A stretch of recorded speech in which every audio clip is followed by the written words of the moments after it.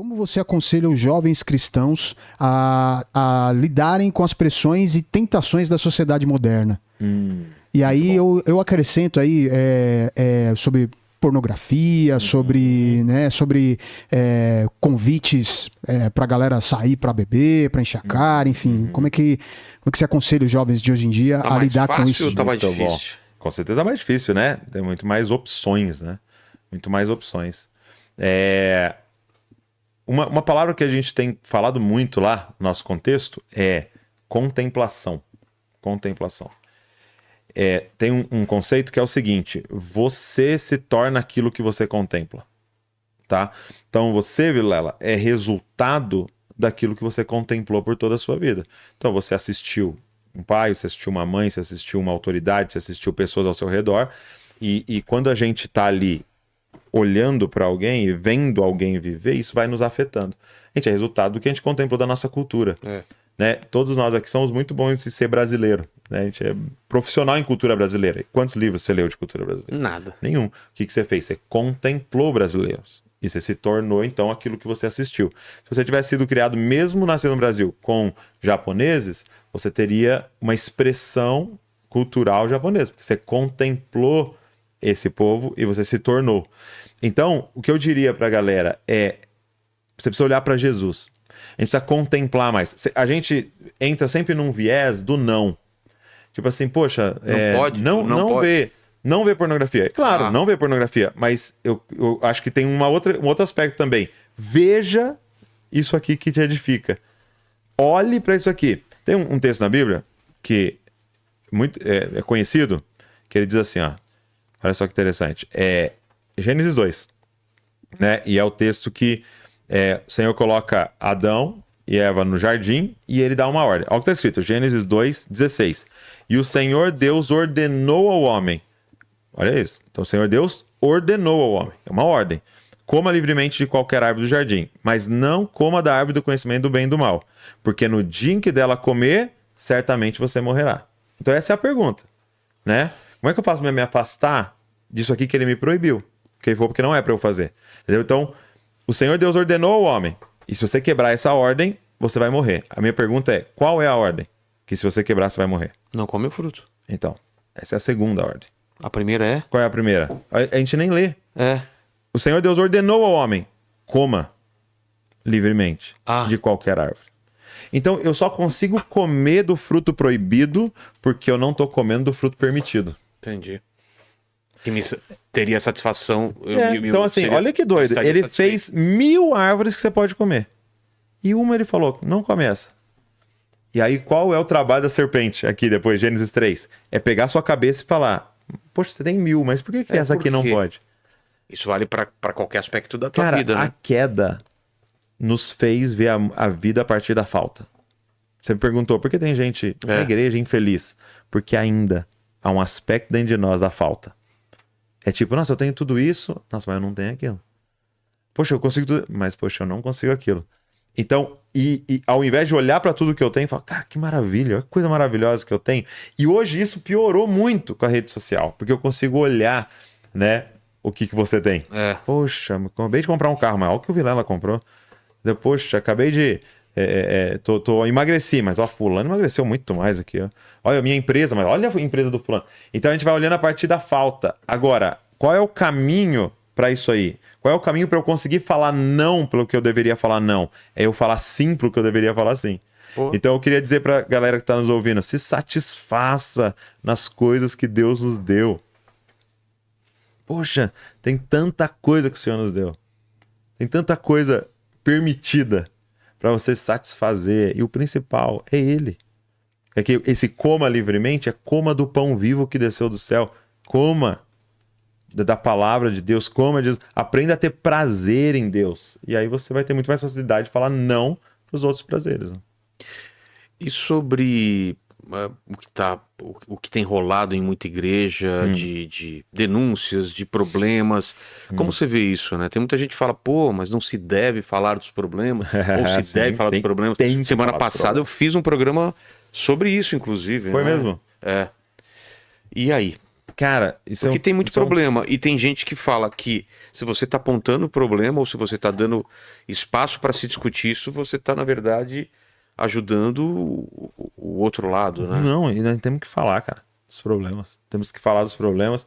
Eu gravei um podcast ontem, segunda-feira, né? Só sobre abuso de liderança. Então, Vai sair daqui umas semanas aí. como você saber que você está num lugar onde tem abuso? Muito Quais bom. são os aspectos? Muito boa pergunta. Primeiro, esse lugar vai querer controlar a sua vida. Entendeu? Então eles querem exercer um controle sobre você. Qual que é o ponto? Que eu falei uma frase uma vez no podcast, depois eles cortaram só esse corte, não façam isso. Né? Ou não ponham esse título. Qual que era o título? Porque era o seguinte, eu falei assim no podcast, você não tem que obedecer nenhum pastor, você não tem que obedecer nenhum profeta. Mas aí eu já completei na sequência, claro. né? Porque qual é o papel do pastor? É apontar para a Bíblia. Eu dizer para você, cara, precisa obedecer isso aqui que Deus está falando. Então você não tem que obedecer a mim. Você tem que obedecer ao que eu estou falando para você, ó. Deus está falando isso, então você tem que obedecer a ele. Qual que é o papel de um profeta? É dizer, cara, a palavra de Deus diz. Então eu não vou falar, fulano tem que comprar tal carro. Não vou falar, eu não tenho controle. Tem que casar com tal pessoa. Tem que casar com tal pessoa, tem que... para com o cabelo assim. Tô dizendo, ó, cara, a palavra de Deus diz tal coisa. É maravilhoso obedecer. Isso aqui vai trazer vida abundante para você. Só que você vai ter que fazer sua escolha, Bilal. Entendeu? Na maioria das vezes, nós estamos lidando com adultos. É diferente com a criança, claro, você tem mais limites, que ela ainda é muito ingênua, então você tem um nível maior de controle. Mas nós estamos falando de adultos. Então nós estamos falando de pessoas que querem controlar que carro que você compra, qual é o lugar que você vai, que você não vai. Por exemplo, aqui eu vou te dar já uma dica. Se o seu líder fica falando, não pode ouvir mais ninguém de outras igrejas. Pô, tá errado. Não pode ler nenhum livro que não seja da nossa aqui. Perdão, você tá numa seita. Você não tá numa igreja. Entendeu? Porque o que é a igreja? Cara, é a comunidade dos irmãos. E porque esse irmão tem uma expressão diferente da minha, não pode andar com ele. Não, isso é controle. Isso é manipulação. Se algum lugar tá falando para você assim, ó, se você sair daqui, você vai ser amaldiçoado. Isso é abuso. Entendeu? Isso é manipulação. Isso é controle. Então, são esses aspectos de seita. Outra coisa muito importante, cara, isso aqui é muito forte, se essa pessoa que tá liderando tá dizendo que ela é super especial, escolhida por Deus, especial, e ela tem um negócio maravilhoso que ninguém mais tem, e você não vai conseguir ser abençoado se não for até ela. Sai fora. Isso é manipulação, que a palavra de Deus diz sobre o sacerdócio de todos os santos. Ele morreu para que todo mundo tenha acesso a Deus. O único mediador entre nós e o Pai é Jesus. Então não tem que ir para nenhum pastor para chegar em Jesus. Esse pastor, esse líder pode me ajudar a aprender mais sobre Jesus. Ele vai me apontar para Jesus, ele vai me abençoar. Então assim, eu vejo que o líder, ele deveria parecer muito com um pai saudável, claro. Qual é o objetivo de um pai? A gente tem uma frase lá que é o seguinte: o objetivo de um pai não é formar um bom filho. Não? O objetivo de um pai é formar um bom pai. Então se eu chego assim e falo assim, cara, meu filho, chama Davi, ele é um filho maravilhoso, ele me obedece, ele chega em casa a hora que eu falo, ele faz tudo certinho, ele tem 50 anos, mora lá comigo. Ele é um bom filho, sim ou não? Filho. Agora eu tive sucesso? Não. Em condições normais, Totalmente dependente não, de você. Não tive sucesso. Porque o objetivo não era formar um bom filho. O objetivo era formar um bom pai. Perfeito. Então, qual é o bom líder? É aquele que está trabalhando para ser inútil. Para não precisar mais dele. Não precisa mais de mim. Por quê? Porque eu tô te apontando para Jesus, cara. Você tem a Bíblia. Lembra da reforma lá no início? Na sua língua, você tem acesso, cara. Então, ó, deixa eu te ensinar inicialmente como é que lê. É assim. Aí o cara fala, não, mas lê para mim. Não. Porque um dia eu não vou estar aqui. Você precisa ler e tal. E esse é o caminho. Então, se algum lugar tá dizendo, não, é só através de mim. Não, se eu não orar, não acontece. Cara, isso é manipulação. Entendeu? Isso é abuso. Agora, nós precisamos acordar como nação brasileira, como cristãos que estão me ouvindo aqui. Porque tem uma coisa que a gente tá vacilando. Nós estamos valorizando mais dons do que fruto. Né? Qual que é? Não sei se você lembra. Dons do Espírito, aí é o que você falou. E a gente pode até colocar outras coisas, como a capacidade de pregar, oratória, o cara orou e alguém foi curado. Pô, que legal. Só que tem um negócio chamado fruto do Espírito, que é mansidão, bondade, paciência, longanimidade, amor. Isso é fruto do Espírito. Aí eu olho para esse cara que está curando, mas é grosso com todo mundo, fazendo tudo errado, mas porque ele tem um dom, eu aceito ele como líder. Não. Entendeu? Aí esse cara tem um dom, mas ele traz a esposa dele, a família dele toda destruída. Não, a gente tem que voltar a valorizar isso aqui. Os frutos. O cara não fala bem como o outro, mas olha a família dele, cara. Fala pra mim, o que é mais difícil? Dar uma palestra para 5.000 pessoas ou ficar casado 50 anos e bem casado? Dá uma palestra. Quem é mais herói? Quem é mais herói? Quantas pessoas a gente tem com um canal com 1, 2 milhões no YouTube? Muita gente. Quantas pessoas você conhece que está casado há 50 anos? Pouquíssimas, né? Com a mesma mulher e feliz. Não é aqueles casos 50 anos dormem. Brigando, Dorme um quarto separado, faz 30. Não, tô falando casado e feliz. Cara, esse cara é um herói. Essa mulher é uma heroína. Eu quero conhecer ele. Eu queria que ele fosse meu líder. Só que porque o outro fala melhor, faz uma oração, fala em línguas, eu ponho ele. Então nós precisamos acordar. Entendeu? Nós precisamos acordar. E é por isso que tem acontecido muitos abusos nas igrejas. E a galera se recusando a buscar conhecimento, né?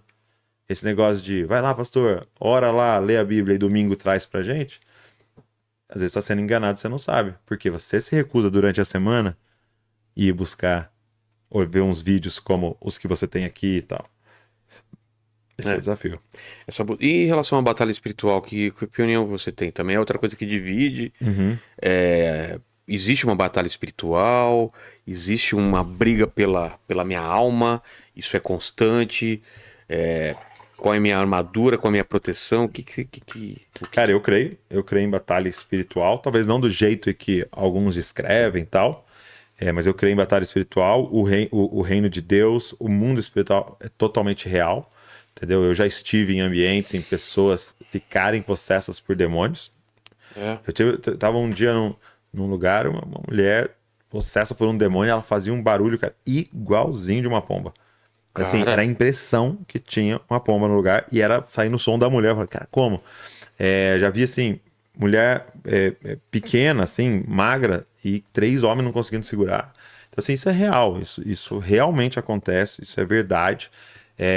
Então, há uma batalha no mundo espiritual. Até a Bíblia fala, nossa luta não é contra a carne ou sangue, nossa luta é contra principados e potestades. Entendeu? Então, há uma influência sobre a vida de pessoas que deram abertura para isso, né? Deram abertura. E qual é a abertura? A desobediência. Eu decidi viver a vida do jeito que eu quiser e fazendo o que eu quiser em desobediência ao Senhor. Então, agora, a Bíblia diz que ele triunfou na cruz. Então, a partir do momento em que...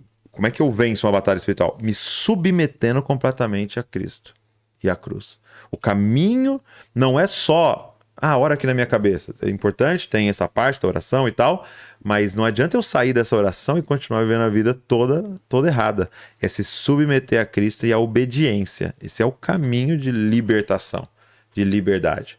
E aí esse é o ponto. Todo mundo quer ir num culto para receber uma oração, mas quem quer renunciar, largar coisas que deveria estar largando, entendeu? Negar a si mesmo e começar um caminho de obediência ao Senhor.